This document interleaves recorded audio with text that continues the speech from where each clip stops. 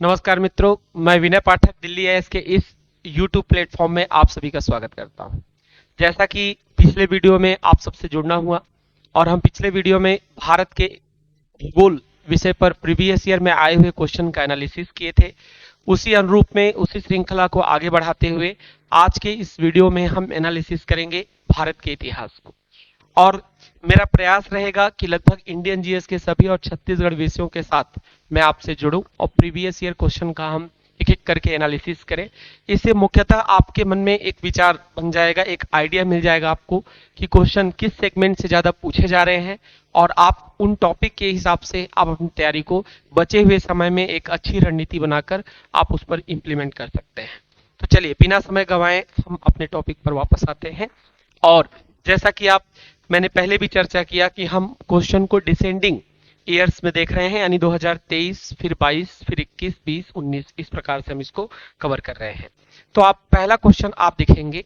पहला क्वेश्चन यहाँ पर बन रहा है हमारे पास और रॉलेट सत्याग्रह। ठीक है, तो जैसे ही हम रॉलेट सत्याग्रह की बात करते हैं, कुछ बेसिक बातें यहाँ पर हम समझने की कोशिश करते हैं।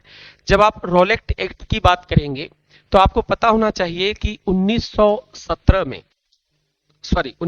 नहीं, हम लिखेंगे कि बेसिकली यदि जब हम बात करते हैं रॉलेट एक्ट का तो ये 1917 के आसपास की घटना थी, जिसमें 1917 में हम कहेंगे सिडनी रॉलेट एक व्यक्ति हैं जिनका नाम क्या है, सिडनी रॉलेट है।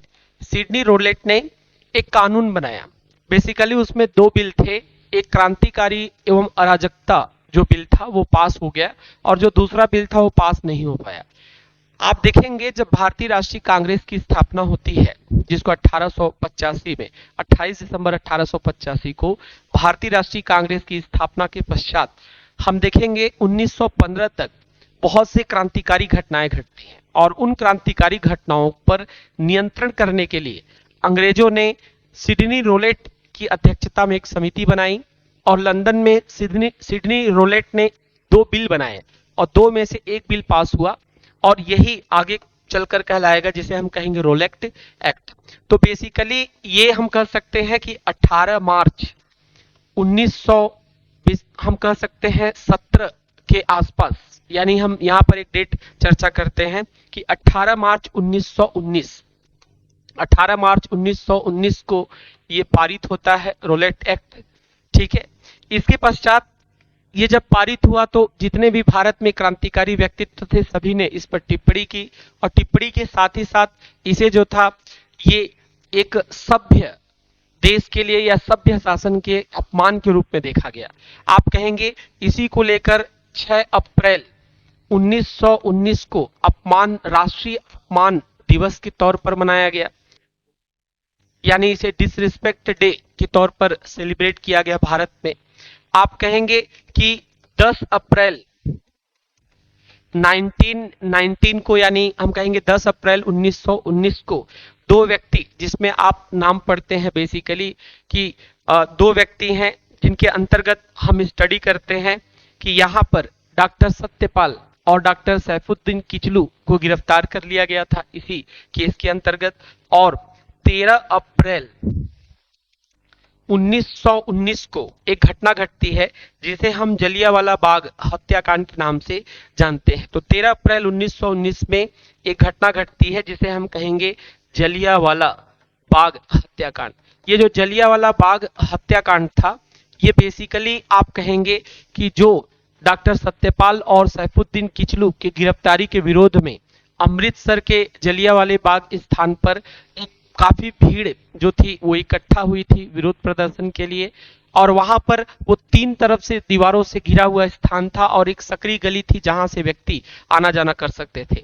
और वहां पर जनरल डायर ने पहुंचकर उनके ऊपर क्या किया था, गोलीबाजी प्रारंभ कर दिया था, जिससे काफी लोगों की वहां पर क्या हुई थी, मृत्यु हुई थी। इसको लेकर फिर आगे आप जानते हैं कि इसी घटना के आगे गांधी जी ने असहयोग आंदोलन प्रारंभ किया। तो बेसिक यदि रॉलेट एक्ट की बात आती है तो हमको बेसिक इतना पता होना चाहिए, इसे काला विधान, ब्लैक लेजिस्लेचर कह के पुकारा गया। साथ ही साथ इसमें ना कोई वकील, ना कोई अपील, ना कोई दलील के नाम से भी इसे हम जानते थे। चलिए अब क्वेश्चन पर आने का प्रयास करते हैं। आप प्रयास करें कि रोलेक्ट एक्ट को लेकर आप इन सब डेट को याद कर सके कि इन तिथियों में ये घटनाएं घट रही हैं। 1917 में तैयार किया गया, 18 मार्च 1919 को पारित होता है, 6 अप्रैल 1919 को भारत में राष्ट्रीय अपमान दिवस मनाया जाता है, 10 अप्रैल 1919 को डॉक्टर सत्यपाल और किचलू को गिरफ्तार किया जाता है और 13 अप्रैल 1919 को जलियांवाला बाग हत्याकांड की घटना घटती है। ठीक है, इसके ऑप्शन पर विचार करते हैं। रोलेक्ट सत्याग्रह ब्रिटिश सरकार के खिलाफ पहला अखिल भारतीय संघर्ष था।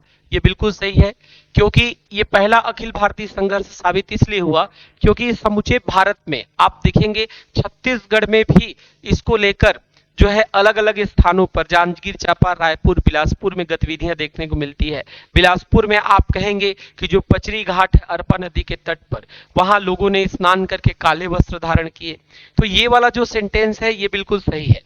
दूसरा सेंटेंस है कि रोलेक्ट एक्ट ने अभिव्यक्ति की स्वतंत्रता जैसे मौलिक अधिकारों पर अंकुश लगाया था। ये सेंटेंस भी एकदम सही है। क्यों सही है?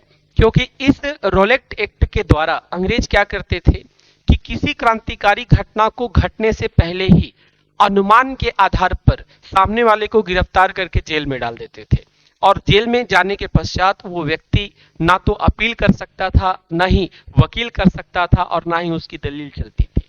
इसलिए यहाँ पर दोनों कथन जो है वो क्या है? सत्य है। इसलिए कथन 1 एवं कथन 2 दोनों क्या है? यहाँ पर सत्य है। अगले क्वेश्चन पर आते हैं। नेक्स्ट क्वेश्चन है, भारतीय राष्ट्रीय कांग्रेस की स्थापना के बारे में निम्नलिखित में से कौन सा कथन सत्य है? तो पहले कुछ भारतीय राष्ट्रीय कांग्रेस के बारे में हम जान लेते हैं। इंडियन नेशनल कांग्रेस, आपको पता होगा कि 1857 की एक बहुत बड़ी क्रांति होती है जिसका ज्यादा प्रभाव हमको उत्तर भारत क्षेत्रों में देखने के लिए मिलता है। अलग अलग क्षेत्रों में रानी झांसी, झांसी की रानी लक्ष्मीबाई, दिल्ली में अलग अलग क्षेत्रों में ये प्रभाव देखने के लिए मिला। तो 1857 की क्रांति दोबारा न हो सके, इसको लेकर दो बड़े परिवर्तन लाए जाते हैं, जिसमें एक तो एक्ट आता है 1858 का जो आप जानते हैं, और दूसरा सबसे बड़ा परिवर्तन कि जो अंग्रेज सेवा निवृत्त थे एलन ऑक्टेवियम व्यूम, उनके मार्गदर्शन में एक समिति या एक संस्थान बनाया जाता है जिसका कार्य एक सेफ्टी वॉल्व की तरह रखा गया था। यानी जो बीच में एक ऐसा सेफ्टी वॉल्व था जो अंग्रेजों और क्रांतिकारियों के बीच में एक विनय निवेदन की बात कर सकता था, यानी वो निवेदन से अंग्रेजों से एक मांग रख सकता था। तो आप कहेंगे भारतीय राष्ट्रीय कांग्रेस की कुछ बातों को समझें तो आप कहेंगे कि इसकी स्थापना बेसिकली हम देखेंगे तो 28 दिसंबर हम कह सकते हैं 1885 को हुआ था। भारतीय राष्ट्रीय कांग्रेस जो नाम है ये दादा भाई नौरोजी जी ने इस नाम को दिया हुआ था। भारतीय राष्ट्रीय कांग्रेस की स्थापना के लिए यदि हम स्थान समझना चाहें तो हम कह सकते हैं कि इसका स्थापना जो है मुंबई में हुआ था। मुंबई में एक स्थान है, इसकी मीटिंग पहले पुणे में होने वाली थी, लेकिन पुणे में प्लेग की बीमारी फैली हुई थी, इसलिए ये मुंबई के ग्वालियर टैंक के गोकुलदास जो है तेजपाल संस्कृत महाविद्यालय में इसका आयोजन किया गया। तो भारतीय राष्ट्रीय कांग्रेस के समय में हम कह सकते हैं कि भारत में जो अंग्रेज प्रमुख थे उनका नाम था लॉर्ड डफरिन नाम था। ठीक है, तो लॉर्ड डफरिन थे। इसके जो पहले अध्यक्ष थे, चेयरपर्सन, उनका नाम था व्योमेश चंद्र बनर्जी, व्योमेश चंद्र बनर्जी। और इसमें बेसिकली जिस स्थान का, जिस व्यक्ति के सहयोग से इसकी स्थापना हुई वो अंग्रेज रिटायर्ड अधिकारी थे जिनका नाम था एलन ऑक्टेवियम व्यूम। तो ऑप्शन पर हम आते हैं। देखिए, पहला, भारतीय राष्ट्रीय कांग्रेस का गठन 1885 में हुआ, ये बिल्कुल सही है। अभी अभी हमने देखा कि इसकी स्थापना 28 दिसंबर 1885 को हुआ है, तो ये एकदम सही सेंटेंस है। दूसरा, भारतीय राष्ट्रीय कांग्रेस के पहले अध्यक्ष व्योमेश चंद्र बनर्जी थे, देखिए ये भी एकदम सही है। तो दोनों कथन यहाँ पर क्या है? सत्य है। तो आंसर हो जाएगा सी, कथन 1 एवं कथन 2 दोनों क्या है यहाँ पर? सत्य है। चलिए नेक्स्ट क्वेश्चन पर आते हैं। अगला क्वेश्चन है भारत छोड़ो आंदोलन। तो आपको पता होना चाहिए कि जो भारत छोड़ो आंदोलन है ये 1900 हम कह सकते हैं 42 के आसपास की घटना है। जब 1940 में व्यक्तिगत सत्याग्रह चलाया गया, तो व्यक्तिगत सत्याग्रह के पश्चात 1942 में भारत छोड़ो आंदोलन का प्रस्ताव रखा गया, और ये अगस्त में रखा गया था, इसलिए इसे अगस्त प्रस्ताव के नाम से जानते हैं। बेसिकली आप देखेंगे तो 8 अगस्त को इसका अप्रूवल मिलता है ग्वालियर टैंक मुंबई में, और 9 अगस्त को ऑपरेशन जीरो आवर चलाया जाता है, जिससे अंग्रेज जो है वो जितने भी क्रांतिकारी बड़े व्यक्तित्व थे सबको गिरफ्तार करके जेल में डाल देते हैं। इसी से जुड़ा हुआ हमारे छत्तीसगढ़ में एक घटना घटती है जिसको कहते हैं मलकानपुर की घटना। ये मध्य प्रदेश के मलकानपुर में छत्तीसगढ़ के जितने भी बड़े बड़े सत्याग्रही थे सबको गिरफ्तार करके मलकानपुर के जेल में डाल दिया गया था।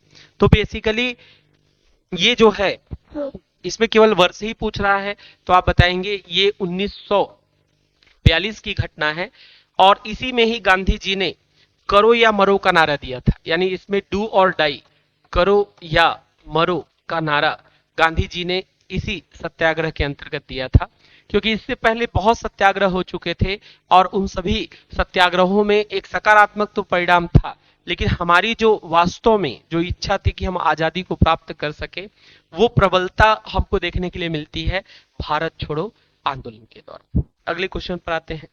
नेक्स्ट क्वेश्चन, जैन दर्शन के संबंध में निम्नलिखित कथनों पर विचार कीजिए। पहला, जैन दर्शन मुख्य 2 सिद्धांतों के इर्द गिर्द घूमता है। ठीक है, पहला है अनेकांतवाद, एकदम सही है। ठीक है, जैन दर्शन का ही सिद्धांत है अनेकांतवाद, और दूसरा है स्यादवाद।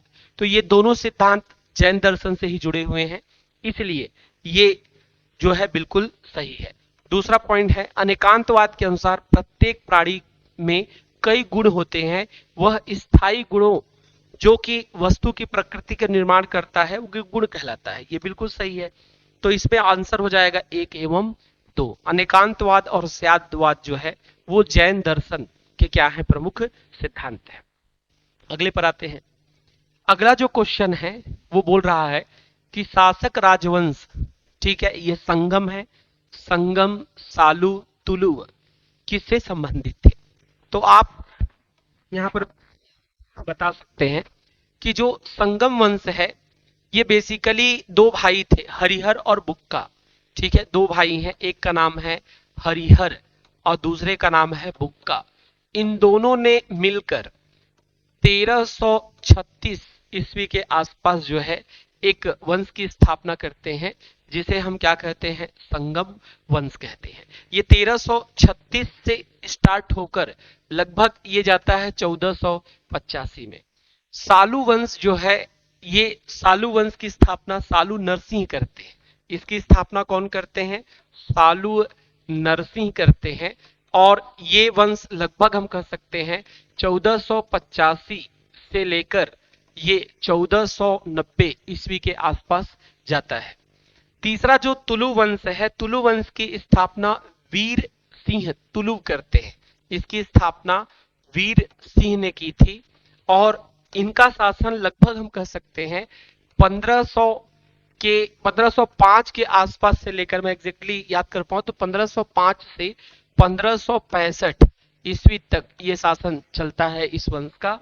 और आप जितने भी वंश देख रहे हैं, चाहे वो संगम हो जो 1336 से 1385 तक हो, सालू हो जो कि 1485 से 1490 के बीच में हो, या तुलु हो जो 1505 से 1565 के बीच में है, ये सभी के सभी जुड़े हुए हैं विजयनगर साम्राज्य से। तो विजयनगर साम्राज्य में ये शासन, ये वंश अलग अलग समय में शासन किया है, तो इसका आंसर हो जाएगा, हम क्या कहेंगे, विजयनगर साम्राज्य।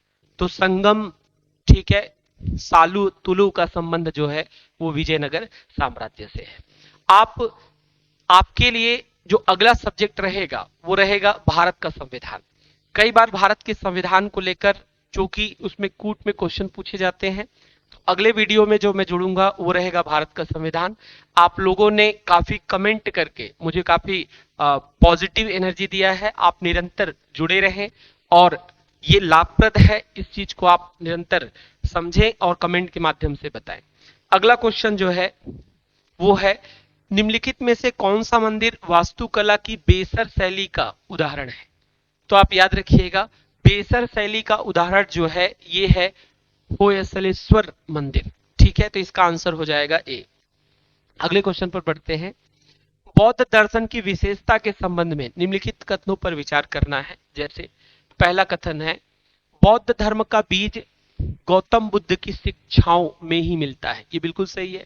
आपको पता ही होगा कि गौतम बुद्ध ने जो सिद्धांत दिया वो दिया है मध्यम प्रतिपदा का सिद्धांत। यानी ये सिद्धांत कहता है कि शरीर को बहुत ज्यादा कष्ट में रखकर तपस्या करने की जरूरत नहीं है और शरीर को बहुत भोग विलास में भी रखने की जरूरत नहीं है। इस शरीर को एक मध्यम मार्ग को चुनने की आवश्यकता है। ये संसार दुख से भरा हुआ है।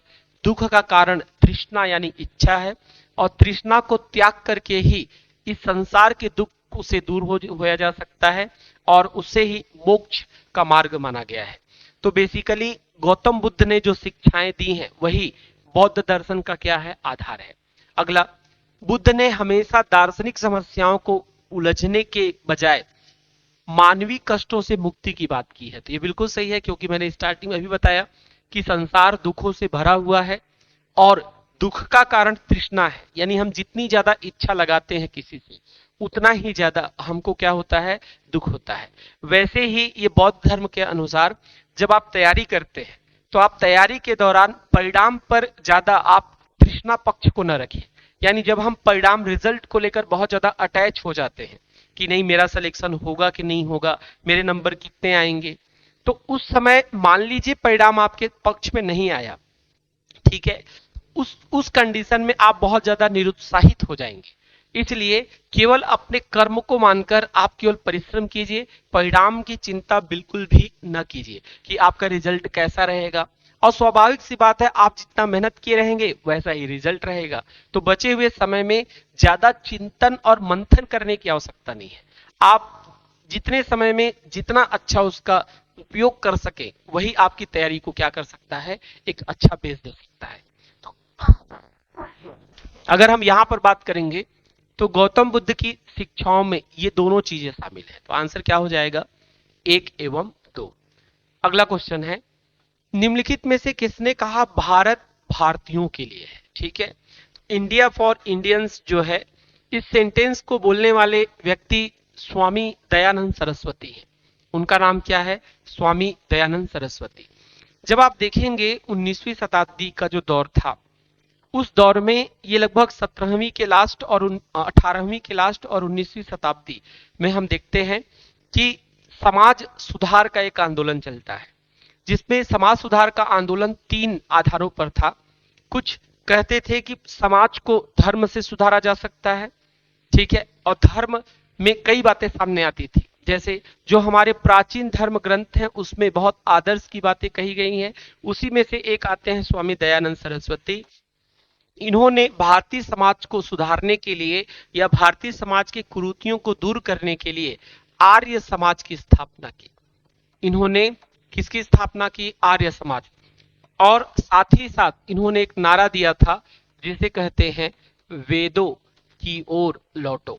तो वेदों की ओर लौटो का नारा इन्होंने ही दिया था, स्वामी दयानंद सरस्वती ने।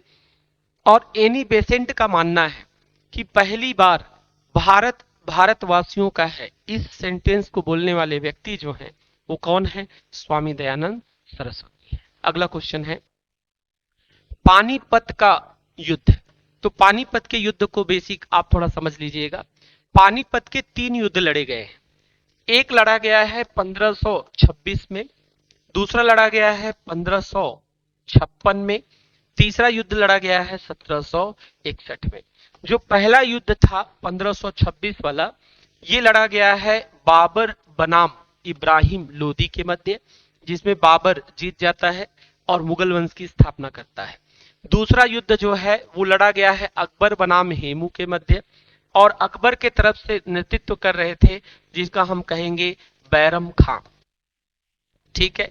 और तीसरा जो युद्ध लड़ा गया है वो लड़ा गया है मराठा बनाम अहमद शाह अब्दाली। किसके मध्य हुआ है ये युद्ध, तो आप बताएंगे ये युद्ध हुआ है मराठा और अहमद शाह अब्दाली के मध्य हुआ है, जिसमें अहमद शाह अब्दाली जो होता है वो जीत जाता है। तो तीनों का परिणाम भी पता होना चाहिए आपको कि ये इसमें बाबर जीतता है, इसमें अकबर जीतता है और इसमें अहमद शाह अब्दाली जीतते हैं। सदाशिवराव, यहाँ पर मराठा की तरफ से जो प्रतिनिधि कर रहे थे वो सदाशिव जो थे राव थे, और यहाँ पर ये क्या होते हैं, हार जाते हैं। ठीक है, तो कहा जाता है कि मराठा के पतन का एक बड़ा कारण था जो कि पानीपत, आप जानते हैं हरियाणा में स्थित है, हरियाणा में यमुना नदी के तट पर स्थित है पानीपत, और इसी पानीपत में आप कहेंगे इसका जो तीसरा युद्ध है वो 1761 में हुआ था, जिसमें मराठा अहमद शाह अब्दाली के मध्य युद्ध होता है, और इसमें जीत जो है किसको मिलती है, अहमद शाह अब्दाली को मिलती है, और यह युद्ध मराठा पतन का एक बहुत बड़ा कारण भी था।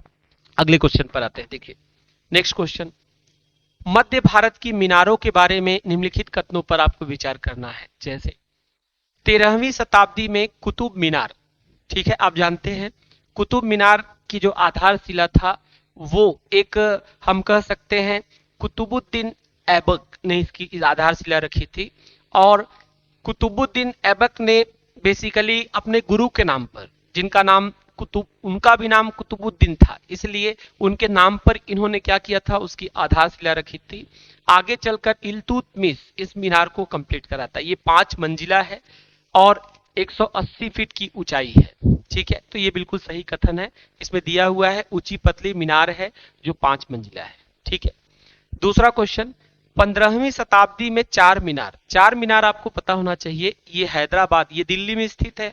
ठीक है, इसके बारे में बताएंगे कि चार मीनार जो है वो हैदराबाद में स्थित है, और चार मीनार की स्थापना जो है कुतुब शाही वंश में कुली कुतुब शाह, मोहम्मद कुली कुतुब शाह ने किया था।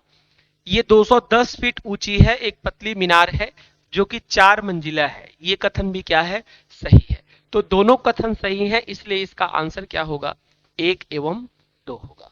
ठीक है, अगले क्वेश्चन पर आते हैं। देखिए अगला क्वेश्चन सुमेलित करना है। तो आप जानते हैं जो पाषाण युग था, उस पाषाण युग को लेकर ये क्वेश्चन पूछा हुआ है। जैसे पाषाण काल को हम, जो स्टोन एरा होता है उसको भी हम अलग अलग कालखंड में डिवाइड करते हैं। जैसे पूरा पाषाण काल है, मध्य पाषाण काल है, नव पाषाण काल है और ताम्र पाषाण काल है।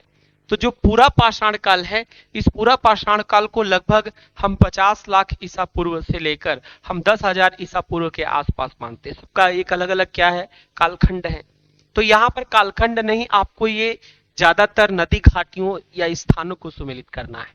तो आप बताएंगे जो पूरा पाषाण काल है ये सोहन अथवा सोन नदी से जुड़ा हुआ है, तो इसका आएगा क्या, 4। मध्य पाषाण काल बेसिकली भीमबेटका से जुड़ा हुआ है जो कि भोपाल मध्य प्रदेश में स्थित है। ठीक है, तो भीमबेटका की गुफा ये हो जाएगा 2।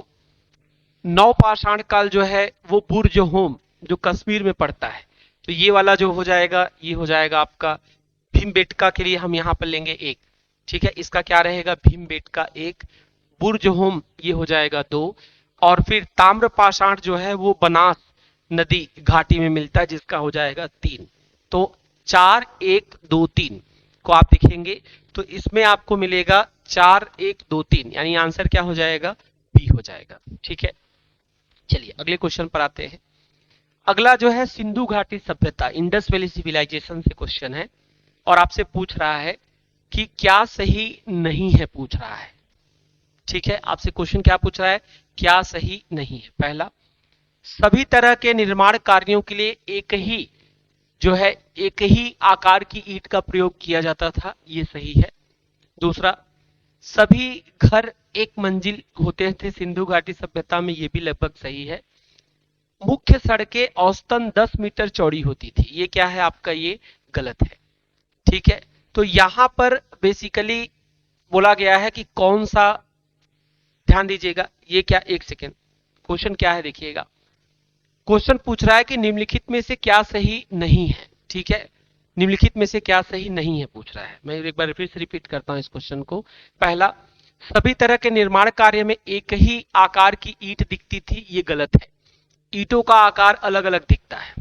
ठीक है, ईंटों का आकार कैसा दिखता है, अलग अलग। दूसरा, एक मंजिला नहीं, इसमें एक से अधिक मंजिलों के मकान देखने के लिए मिलते हैं। और लास्ट है, मुख्य सड़कें औसतन 10 मीटर थी, ये बिल्कुल सही है। यानी इसका आंसर जो रहेगा 1 एवं 2 रहेगा, तो ये हो जाएगा 1। यानी इसमें बहुमंजिले इमारतें देखने के लिए मिलती है सिंधु घाटी सभ्यता में, और साथ ही साथ अलग अलग आकार की ईंटें मिलती हैं, की ईंटें मिलती हैं ज्यादातर, और आकार भी उनका शेप जो है अलग अलग है। तो ये दोनों जो हैं ये बेसिकली गलत हैं। तो आपसे पूछ रहा है क्या सही नहीं है, तो आंसर क्या हो जाएगा, 1 एवं 2। अगले क्वेश्चन पर आते हैं। अगला क्वेश्चन जो है वो आपको सम्मिलित करना है बौद्ध परिषद और अध्यक्ष। ठीक है, तो कुछ यहां से कई बार क्वेश्चन देखने के लिए मिलता है। जैसे आप बताएंगे प्रथम जो बौद्ध संगति हुई थी ये 483 बीसी में हुआ था। दूसरी बौद्ध संगति 383 बीसी में हुआ था। तीसरी बौद्ध संगति 255 बीसी में हुआ था। और चतुर्थ जो हुआ है वो फर्स्ट एडी में हुआ है। एडी और बीसी आप समझ पा रहे होंगे। बीसी मतलब हम कहेंगे ईसा मसीह के जन्म से पूर्व का जो समय है उसे हम बीसी से कंसिडर करते हैं, और ईसा मसीह के जन्म के पश्चात का जो समय है उसे हम एडी कहते हैं, एनो डोमिनल। ठीक है, तो ये, और इसके साथ एक क्वेश्चन और बनता है जिसको बोलते हैं स्थान। तो पहला वाला जो था वो राजगृह में हुआ था। दूसरा वाला बौद्ध संगति वैशाली में हुआ था। तीसरी वाली बौद्ध संगति जो है वो पाटलिपुत्र में हुआ था। और चौथा जो है वो कश्मीर के कुंडल वन में हुआ था। तो 4 संगति 4 अलग अलग स्थानों पर होते हैं। और आप बताएंगे इसमें अलग अलग शासक भी थे। जैसे जो चतुर्थ बौद्ध संगति था उसमें जो राजा थे वो कनिष्क थे। ठीक है, जो तीसरी बौद्ध संगति होती है ये होता है बेसिकली अशोक के समय में। जो दूसरी बौद्ध संगति थी ये होता है, इसको हम कहेंगे कालाशोक राजा थे। और जो पहली बौद्ध संगति हुई है इस समय राजा जो थे वो थे अजात शत्रु। ठीक है, तो यहां से अलग अलग आयाम में क्वेश्चन पूछा जा सकता है। तो आप कहेंगे प्रथम बौद्ध संगति 483 बीसी में अजात शत्रु के शासनकाल में राजगृह में हुआ, और इसकी अध्यक्षता जो है वो महाकश्यप किए थे। तो इसकी अध्यक्षता किसने किया है, तो आंसर क्या आएगा, महाकश्यप जो थे वो इसके क्या थे, अध्यक्ष थे। दूसरी जो बौद्ध संगति है वो 383 बीसी में वैशाली में कालाशोक के शासनकाल में हुआ था, और इसकी अध्यक्षता सबा कामी ने किया था। इसके अध्यक्ष कौन रहेंगे, वो अध्यक्ष रहेंगे सबा कामी रहेंगे। तीसरी जो बौद्ध संगति है वो 255 बीसी में पाटलिपुत्र में अशोक के शासनकाल में हुआ था, और इसके जो अध्यक्ष हैं वो कौन रहेंगे, आपके मोगलीपुत्र तिस्स रहेंगे, इनकी अध्यक्षता में हुआ था। चौथी जो बौद्ध संगति है ये प्रथम शताब्दी कुंडलवन कश्मीर में हुआ था, राजा कनिष्क थे, और इसकी अध्यक्षता जो थी वो वसुमित्र ने किया था। तो इसके हिसाब से यदि हम अरेंज करना चाहें तो पहले का आंसर जो है वो महाकश्यप यानी 2 आएगा। ठीक है, दूसरा जो बौद्ध संगति है वो सबा कामी यानी 3 आएगा। तृतीय बौद्ध संगति मोगलीपुत्र तिस्स यानी 4 आएगा। चतुर्थ बौद्ध संगति वसुमित्र यानी हम कहेंगे 1 आएगा। तो 2 3 4 1, तो इसका आंसर क्या हो जाएगा, 2 2 3 4 1। आंसर क्या होगा, डी, 2 3 4 1। ठीक है, तो इसको याद रखिएगा, इस प्रकार के क्वेश्चन पूछे जाते हैं एग्जाम में। अगला है वर्धमान जो है वो महावीर स्वामी का बचपन का नाम है। ये क्वेश्चन जैन धर्म से पूछ रहा है।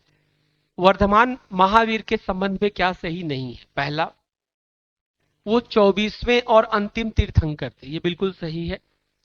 कुल 24 तीर्थंकर हुए हैं जैन धर्म में, जिसमें 24वें क्रम के वास्तविक और अंतिम माना जाता है जिसको कहते हैं महावीर स्वामी। और महावीर स्वामी जो हैं वो हम कह सकते हैं अंतिम तीर्थंकर के साथ साथ जैन धर्म के वास्तविक संस्थापक भी माने जाते हैं। इनकी माता लिच्छवी राजा चेटक की बहन थी, ये भी कंटेंट एकदम सही है। इन्होंने अपने जीवन काल में विवाह नहीं किया था, ये गलत है। इन्होंने अपने जीवन काल में विवाह किया था। इनकी पत्नी का नाम याद रखिएगा, इनकी पत्नी, इन्होंने विवाह किया था तो इनकी पत्नी थी, पत्नी का नाम था यशोदा। और इनकी पुत्री थी, पुत्री का नाम था प्रियदर्शना। इनकी पुत्री का नाम क्या था, पुत्री का नाम था प्रियदर्शना। और याद रखिएगा प्रियदर्शना का विवाह जो था वो जामिल से हुआ था, और जामिल जो थे वो महावीर स्वामी के क्या रहे हैं, शिष्य रहे हैं। तो आप बता सकते हैं कि तीसरा जो सेंटेंस है वो क्या है, गलत है। चौथा, इन्होंने 527 ईसा पूर्व में पटना के नजदीक पावापुरी में देह त्याग किया था, ये भी क्या है, सही है। तो इसका आंसर कौन सा सही नहीं है, तो आंसर क्या आएगा कि इन्होंने अपने जीवन में विवाह नहीं किया था, ये गलत है। इन्होंने जीवन में विवाह किया था, इनकी पत्नी का नाम क्या था, यशोदा था। अगला है, निम्नलिखित में से कौन सी वराह मिहिर की रचना नहीं है, पूछ रहा है। ठीक है, पंच सिद्धांति का रचना है, बृहत संहिता रचना है, वृहत जातक रचना है। अमर कोश इनकी रचना नहीं है। अमर कोश जो है संस्कृत के शब्दों का संग्रह है, यानी वो एक प्रकार से संस्कृत वोकेबुलरी है। और अमर कोश की रचना जो है वो अमर सिंह ने की थी। किसने किया है, अमर सिंह। तो इसमें कौन सी रचना वराह मिहिर की नहीं है, तो इसका आंसर क्या आएगा, अमर कोश इनकी रचना नहीं है। वास्तव में इनकी रचना क्या है, अमर सिंह। ठीक है, नेक्स्ट क्वेश्चन, राजा मिहिर भोज के संबंध में क्या सही नहीं है। ठीक है, सही नहीं है पूछ रहा है ना, ध्यान दीजिएगा। पहला, वे नागभट्ट द्वितीय के पुत्र थे, ये बिल्कुल गलत है। ये बेसिकली रामभद्र के पुत्र थे, नागभट्ट प्रथम के पुत्र नहीं है। किसके पुत्र थे, रामभद्र के पुत्र थे। इनके साम्राज्य की राजधानी कन्नौज थी, ये सही है। फिर अगला है, अकबर यात्री अल मसूदी ने इन्हें राजा बौरा का नाम दिया था, ये भी सही है। तो निम्नलिखित में से कौन सा सही नहीं है, तो आंसर आएगा केवल एक जो है वो सही नहीं है, क्योंकि इनके पिता का नाम नागभट्ट द्वितीय नहीं रामभद्र था। ठीक है, चलिए आगे बढ़ते हैं नेक्स्ट क्वेश्चन। तो जब अगले क्वेश्चन की ओर हम बढ़ेंगे, तो अगला क्वेश्चन है, वास्को डिगामा के संबंध में आपको बताना है कौन सा कथन सही है। ठीक है, पहला है, वास्को डिगामा 1498 भारत के कालीकट का शासक जमोरियन जो था आया था, मतलब ये क्वेश्चन ये बोल रहा है, तो ये बिल्कुल सही है कि 20 मई हम कहेंगे 1498 को, ठीक है, यहां पर केप होप ऑफ जो तो कहते हैं गुड होप ऑफ केप जो था केप टाउन दक्षिण अफ्रीका का स्थान है, वहां से होते हुए वास्को डिगामा पुर्तगाली यात्री भारत में पहली बार भारत की खोज करते हैं।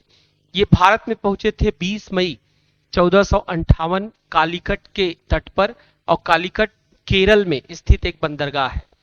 उस समय वहां के राजा जमोरिन थे, उन्होंने इनका भव्य स्वागत किया था।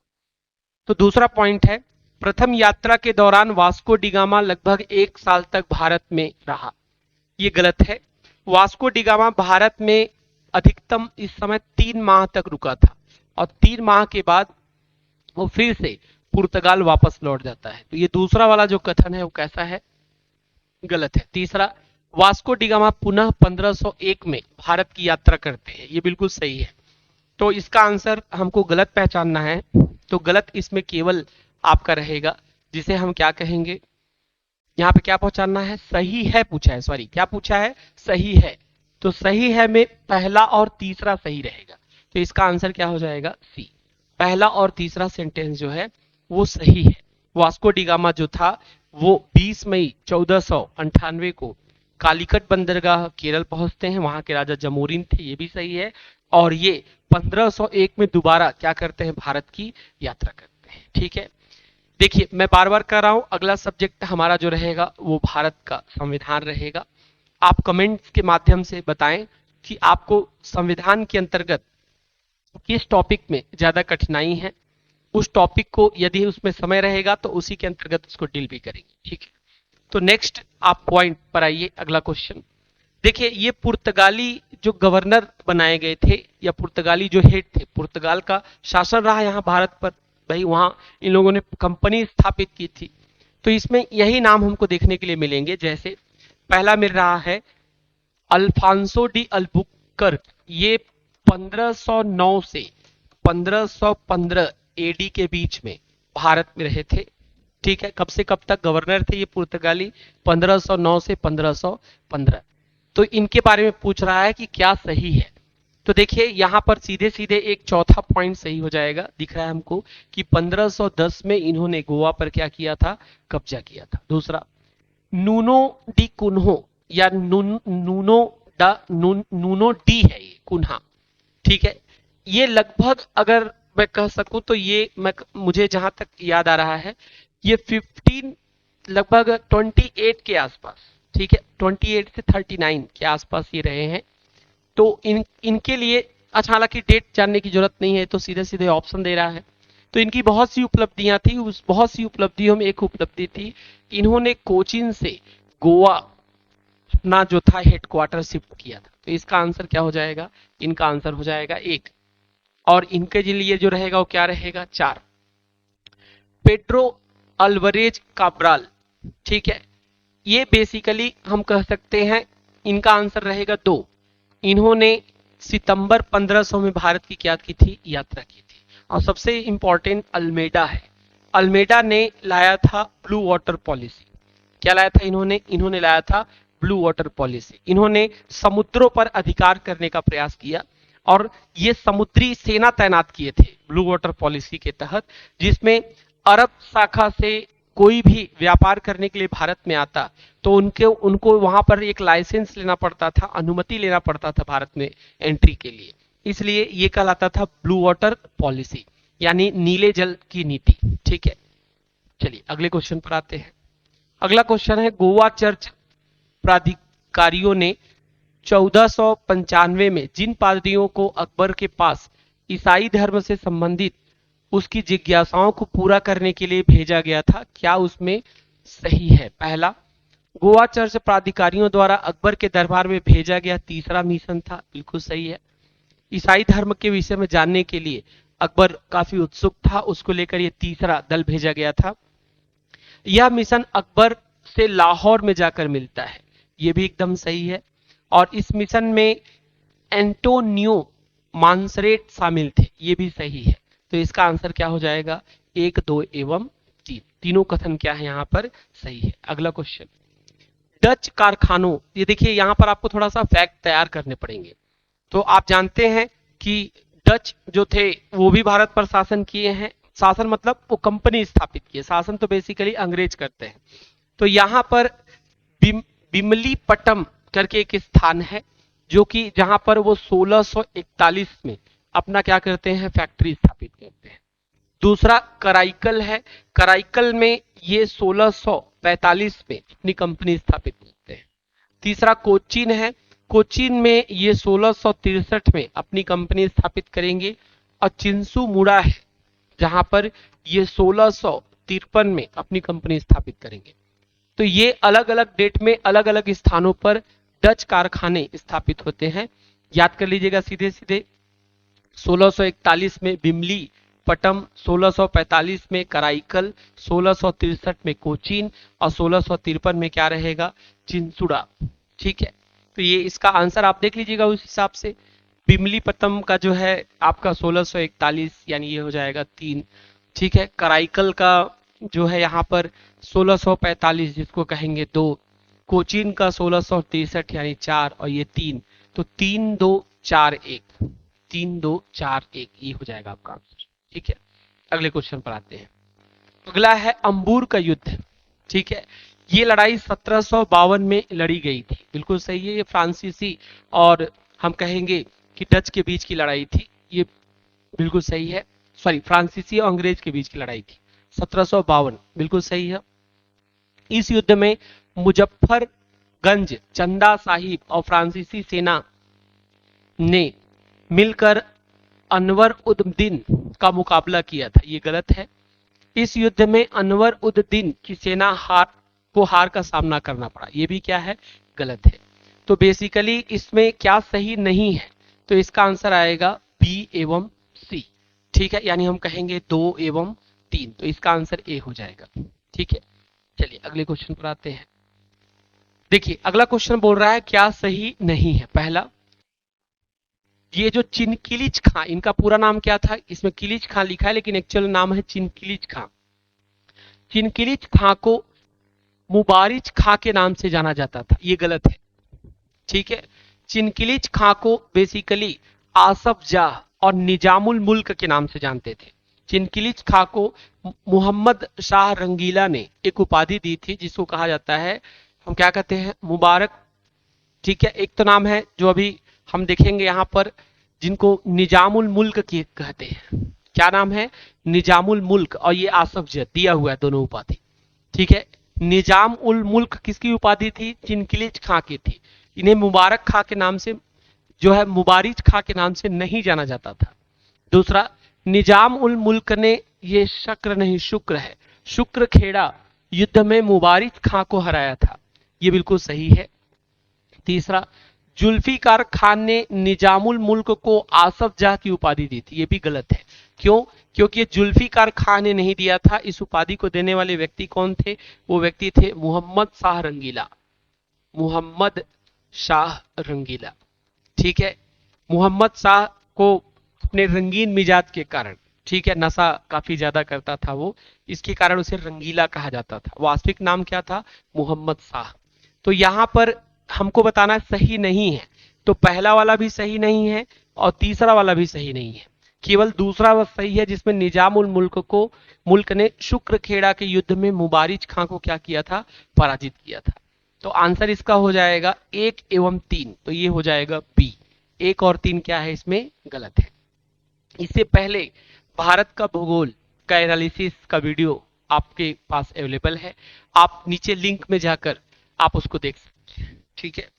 अगला है, 1927 में हुए कांग्रेस अधिवेशन के बारे में क्या सही नहीं है बताना है। ठीक है।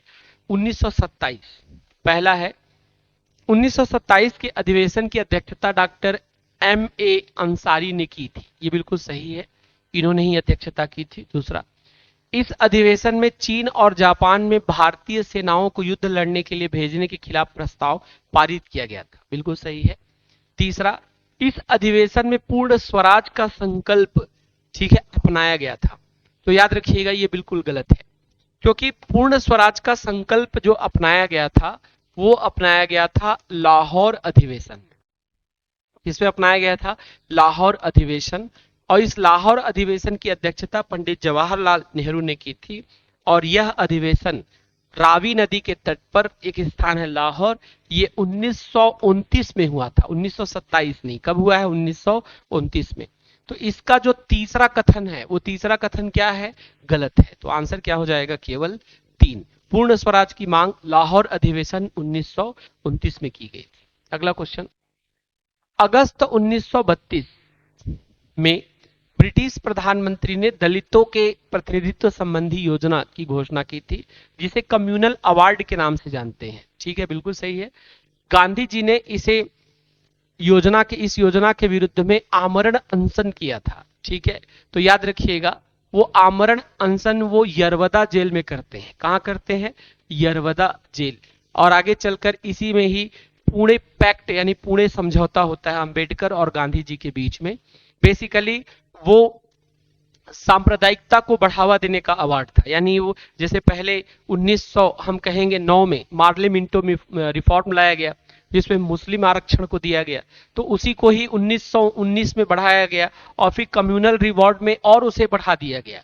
ठीक है, दलितों के लिए आरक्षण दे दिया गया।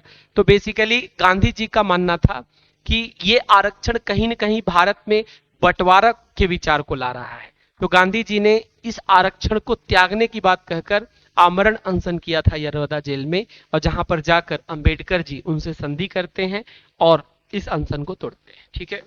फिर अगला आता है, निम्नलिखित कथनों को पढ़ना है और पढ़ने के बाद आपको सही विकल्प का चयन करना है। ठीक है। कथन नंबर 1 है, 1907 और देखिए ये 1916 दो अधिवेशन की बात की गई है। ठीक है।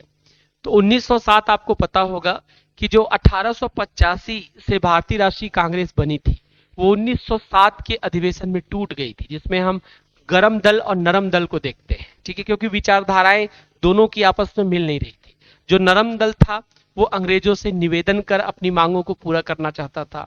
जो गरम दल था वो बेसिकली वो उग्रवादी नीतियों को अपनाना चाहता था।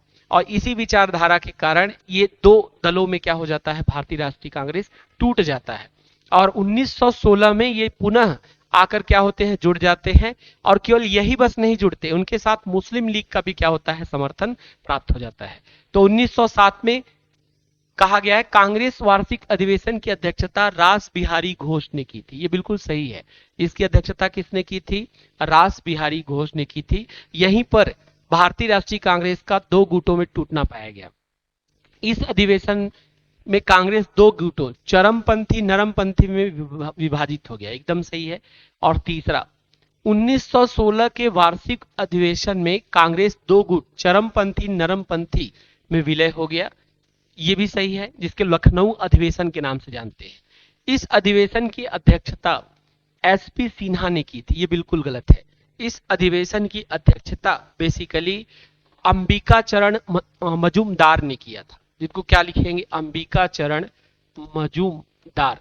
तो अंबिका चरण मजूमदार ने इसकी अध्यक्षता की थी, जिसको कहते हैं हम यहाँ पर क्या? लखनऊ अधिवेशन 1916। ये 1916 में लखनऊ में हुआ था। ठीक है। तो तीसरा वाला जो सेंटेंस है वो क्या है? गलत है। तो तीनों सेंटेंस सही है, ये तो गलत हो जाएगा। पहला दूसरा तीसरा तीनों गलत है, ये भी गलत हो जाएगा। तो कथन 1 एवं 2 सही है, किंतु लेकिन कथन 3 गलत है, ये सही है। तो इसका आंसर क्या हो जाएगा? सी। क्योंकि 1916 के अधिवेशन की अध्यक्षता जो है वो कौन किए हैं? एसी मजूमदार किए हैं। अगला क्वेश्चन, निम्नलिखित कथनों को पढ़कर आपको बताना है। पहला, गंजाम विद्रोह 1800 से 1805 ईस्वी के बीच में हुआ। ये बिल्कुल सही है। ठीक है। आपको क्या चयन करना है? आपको चयन करना है सही कथन। गंजाम विद्रोह का नेतृत्व धनंजय ने किया, ये गलत है। ठीक है। गुमसुर का विद्रोह का नेतृत्व श्रीकर भंज ने किया, गलत है। धनंजय श्रीकर भंज के पिता थे, गलत है। तो आंसर क्या रहेगा? केवल एक। ठीक है। 1800 से 1805 के बीच में हुआ था, इसे कहते हैं गंजाम विद्रोह। अगला है उदयपुर, उदयगिरी और खंडगिरी पहाड़ी गुफा है ये दोनों। ठीक है। ये दोनों गुफा बेसिकली उड़ीसा के संबलपुर में स्थित है। ये जो हम दोनों गुफा की बात करेंगे तो ये दोनों गुफा हम देखेंगे तो कहाँ स्थित है?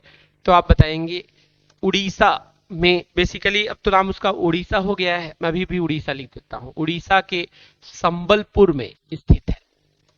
तो उड़ीसा के संबलपुर में स्थित है ये दोनों, बिल्कुल सही है।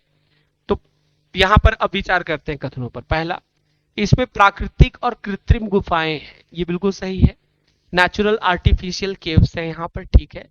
उदयगिरी में 18 और खंडगिरी में 15 गुफाएं हैं, ये भी एकदम सही है।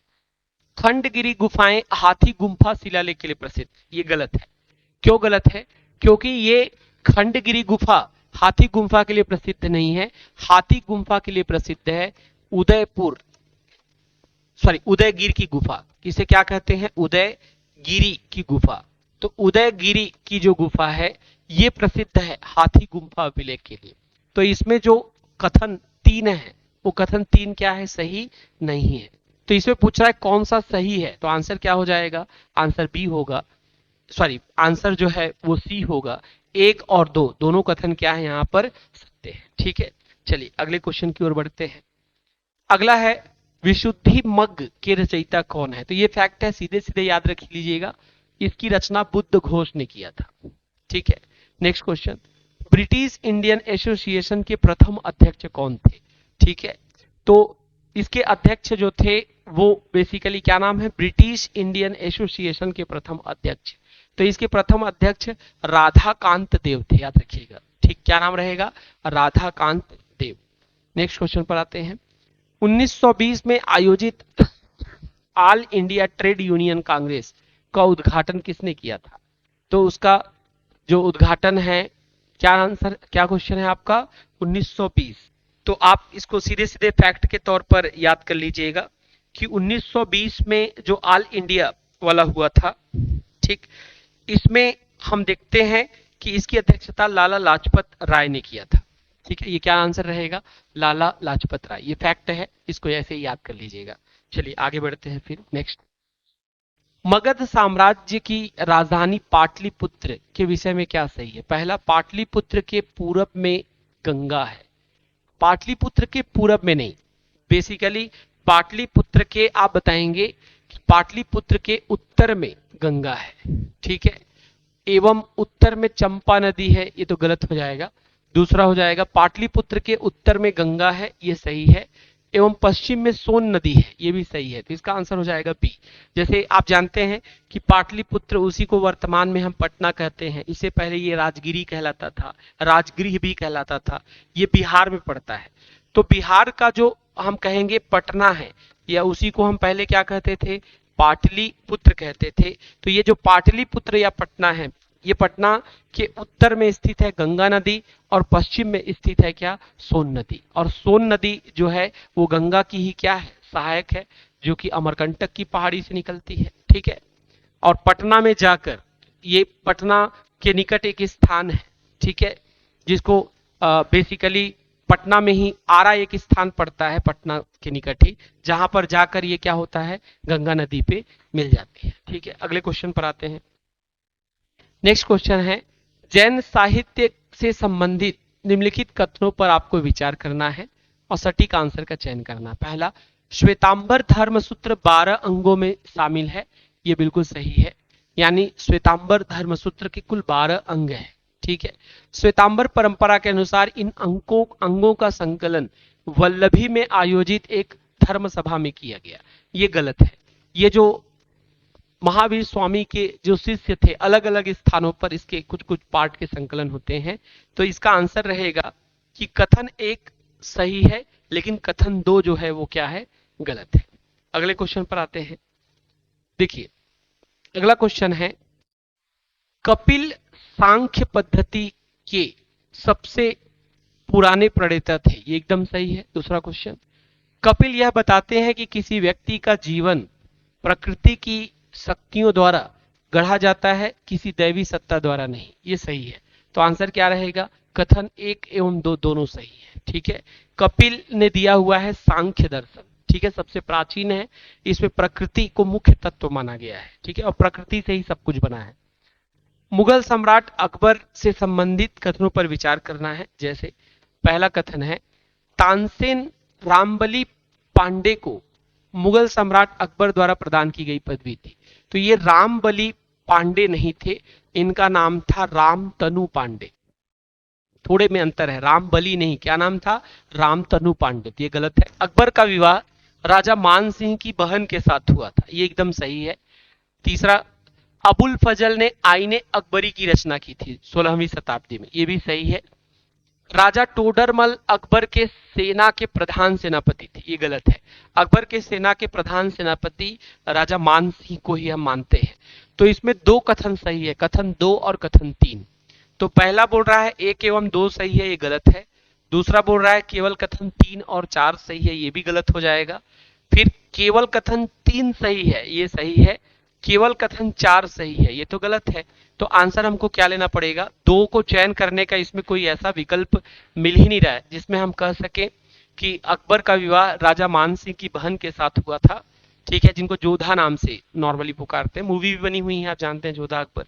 तो ये इसमें आप याद रखिएगा केवल 3 का ही चयन लेंगे, तो आंसर क्या हो जाएगा, सी हो जाएगा। अगले क्वेश्चन पर आते हैं, लोकायत दर्शन किसे कहा जाता है। तो याद रखिएगा, लोकायत एक नास्तिक धर्म, हमारे भारत के परिप्रेक्ष्य में 3 धर्म ग्रंथ जो हैं, या हम कहेंगे 3 दर्शन, एक बौद्ध है, दूसरा जैन और तीसरा चारवाक, इन्हें मुख्य तौर पर नास्तिक कहा जाता है। नास्तिक मतलब जिनका आस्था या विश्वास ईश्वर की सत्ता को नहीं मानते, उन्हें हम नास्तिक कहते हैं। तो याद रखिएगा, लोकायत जो है वो चारवाक का जो है हम कहेंगे दर्शन है। चारवाक का दर्शन जिसमें कहते हैं वो कि ऋण करके घी पियो, वो जो दर्शन है उसका नाम क्या है, लोकायत है। अगला है, प्रच्छन्न बौद्ध किसे कहा गया है। तो सिंपल है कि जो आदि गुरु शंकराचार्य थे, ठीक है, शंकराचार्य जिन्होंने 4 मठ की स्थापना की थी, शंकराचार्य को प्रच्छन्न बौद्ध कहा जाता है, छिपा हुआ बुद्ध कहा जाता है। और इन्होंने जो दर्शन दिया था उसे कहा जाता है अद्वैतवाद। अद्वैतवाद मतलब होता है नॉन ड्यूलिज्म, यानी आत्मा और परमात्मा 2 नहीं है, ये एक ही है। ठीक है, ईश्वर और मानव के अंदर जो आत्मा है वो दोनों एक ही है, दोनों में कोई अंतर नहीं है। नॉन ड्यूलिज्म का कॉन्सेप्ट कहलाता है। इसको किसने दिया था, इसको देने वाले व्यक्ति आदि गुरु शंकराचार्य है। देखिए नेक्स्ट क्वेश्चन है, नव बौद्धवाद के प्रतिपादक कौन है। तो याद रखिएगा, बौद्ध धर्म में दो शाखाएं मानी जाती है, एक है हीनयान और दूसरा है महायान। महायान ये कहता है कि जो मोक्ष की ओर जाता है, ठीक है, यो यान, यान मतलब हमारे जो कर्म है, ठीक है, उससे एक यान बन रहा है जिसको कहते हैं महायान। तो महायान मतलब उसमें सभी लोग जा सकते हैं, गृहिणी भी मोक्ष को प्राप्त कर सकते हैं और तपस्वी जो बौद्ध भिक्षुक है वो भी उसको प्राप्त कर सकता है, क्योंकि ये बड़ा जहाज है महायान। इसमें एक नया कॉन्सेप्ट था जिसको कहते हैं हीनयान।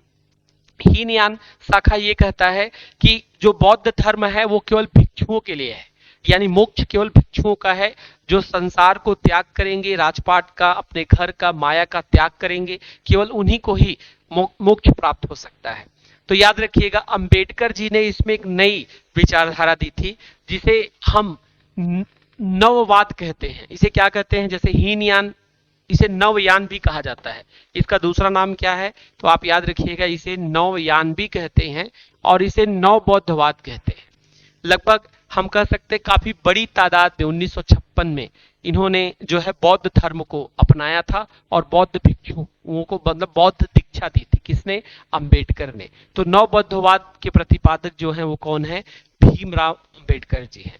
अगला, शंकर के दर्शन अभी अभी आपने देखा, क्या कहते हैं? अद्वैतवाद कहते हैं, नॉन ड्यूलिज्म कहते हैं, यानी इसमें ईश्वर और आत्मा को अलग अलग नहीं, एक ही माना गया है। अगला क्वेश्चन, व्यवहारिक वेदांत। देखिए, बेसिकली जो वेदों के अंतिम हिस्सा हुआ करते थे उनको वेदांत कहते हैं। तो वेदांत जो है वो एक प्रकार से टीका है वेद के ऊपर, और वेदांत जटिल थे, तो वेदांतों को भी व्यवहार के रूप में लाने का कार्य स्वामी विवेकानंद ने किया है। स्वामी विवेकानंद ने इसे व्यवहारिक वेदांत का नाम दिया है। तो व्यवहारिक वेदांत के बेसिकली प्रतिपादक हम मानते हैं विवेकानंद को, ठीक है। मध्यकालीन यात्री एवं लेखक इब्न बतूता, ये काफी चर्चा में रहते हैं। इब्न बतूता आपको पता होना चाहिए, ये 1333 एडी में तुगलक वंश के शासक थे जिनका नाम था मोहम्मद बिन तुगलक। ये मोहम्मद बिन तुगलक के शासन काल में ये भारत आए थे। ये बेसिकली मोरक्को से, हम आप क्या बताएंगे, ये मोरक्को के यात्री थे, यहां से भारत आए थे और आगे चलकर ये इनको काजी नियुक्त करता है मोहम्मद बिन तुगलक, और बाद में फिर चीन की यात्रा के लिए भेजते हैं। तो ये कहां से आए थे? तो आंसर क्या रहेगा? मोरक्को से आए थे, जिनका नाम है इब्न बतूता, और इन्होंने एक पुस्तक लिखी हुई है जिसको कहा जाता है रिहला, ठीक है। अगले क्वेश्चन पर आते हैं। यह कथन किस क्रांतिकारी का है कि भारतीय शहीदों के खून का बदला लो, अपनी मातृभूमि को आजाद कराने के लिए अपनी तलवार का इस्तेमाल करो, पूरे भारत में, ठीक है, एंग्लो अमेरिकन दुश्मन के खिलाफ उठ खड़े हो। तो ये कथन कहने वाले व्यक्ति जो हैं वो रास बिहारी क्या हैं? बोस है। अगला है भारतीय यात्रा में फाहियान। याद रखिएगा, फाहियान एक चीनी यात्री थे, इनके बारे में कुछ बेसिक देखिए। फाहियान जो थे वो चीनी यात्री थे, ठीक है। ये लगभग 399 से 412 एडी के बीच में ये भारत की यात्रा करते हैं, और उस समय भारत में गुप्त वंश का शासन था, और गुप्त वंश में भी शासन कर रहे थे कौन? चंद्रगुप्त सेकेंड, और चंद्रगुप्त सेकेंड को ही कहा जाता है विक्रमादित्य। और इन्होंने अपनी यात्रा के दौरान बहुत सी बातें बताई हैं, जिसमें एक क्वेश्चन बन रहा है कि इन्होंने एक अस्पताल का उल्लेख किया है। वो अस्पताल बेसिकली पाटलिपुत्र में है। तो कहाँ है पूछ रहा है, तो आंसर क्या रहेगा? पाटलिपुत्र। तो अस्पताल जो है कहाँ स्थित है? इसका आंसर क्या रहेगा? पाटलिपुत्र। अगला, प्रमुख तेलुगु कवि, ठीक है, श्रीनाथ किसके दरबार में रहते थे?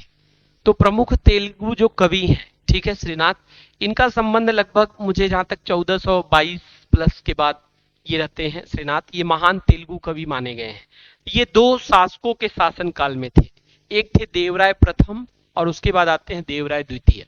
तो इसमें दोनों में से किसी एक को होना चाहिए था, ये दोनों दे दिया है, क्योंकि देवराय प्रथम के बाद ये देवराय द्वितीय के शासन काल में भी रहेंगे, इसलिए पीएससी ने इस क्वेश्चन को विलोपित कर दिया है, ठीक है। अगला क्वेश्चन, निम्न में से किसने असहयोग आंदोलन विरोधी सभा की स्थापना की थी? तो इसका आंसर आएगा जमुना दास ठाकुर दास ने किया था। लेकिन इस क्वेश्चन को भी पीएससी ने विलोपित कर दिया था। मेरे हिसाब से जमुना दास ठाकुर दास को आंसर ले लिया जाना चाहिए, ठीक है, लेकिन इसमें पीएससी ने इस क्वेश्चन को भी क्या किया है, विलोपित किया है। तो यदि आप देखेंगे तो 2023 से लेकर हमने 2019 तक के हिस्ट्री के क्वेश्चन पेपर का एनालिसिस किया है। और फिर मैं दो बातें आपसे साझा करना चाहूंगा। जो युवाचार दिल्ली आईएएस एकेडमी का करंट अफेयर है, वो करंट अफेयर्स बेसिकली राष्ट्रीय अंतर्राष्ट्रीय मुद्दों के साथ और छत्तीसगढ़ के साथ, ये दोनों 15 दिसंबर तक के कंटेंट के साथ बहुत जल्द ही मार्केट में उपलब्ध है। आपको 2-3 दिन के अंदर ही देखने के लिए मिलेंगे। और जैसे कि पिछले वर्षों में आपने इन मैगजीन को अपना एक स्थान दिया है, यानी आपने इसको अध्ययन के लिए चुना है, मैं आशा करता हूं कि आप इस वर्ष भी युवाचार समाचार को आप प्रयोग करेंगे करंट अफेयर्स के लिए। और मैं इनके कंटेंट के साथ बहुत जल्द ही, हो सकता है अगला वीडियो करंट अफेयर्स का ही रहे, और करंट अफेयर्स में फिर मैं आप सबके साथ जुड़ूंगा। कमेंट, जैसे आपने पहले वीडियो में कमेंट के साथ बताया कि इंडियन हिस्ट्री को लाना है, वैसे ही आप कमेंट के साथ बताएं कि अगला विषय भारत का संविधान, जिसे हम 2019 से 2024 तक का एनालिसिस करेंगे, और उस एनालिसिस में हम बेसिकली किस टॉपिक को कवर कर सकते हैं, वो उस पर आप अपना कमेंट, अपना विचार रख सकते हैं। फिर नेक्स्ट वीडियो के साथ आप सबके साथ जुड़ना होगा दोस्त। धन्यवाद।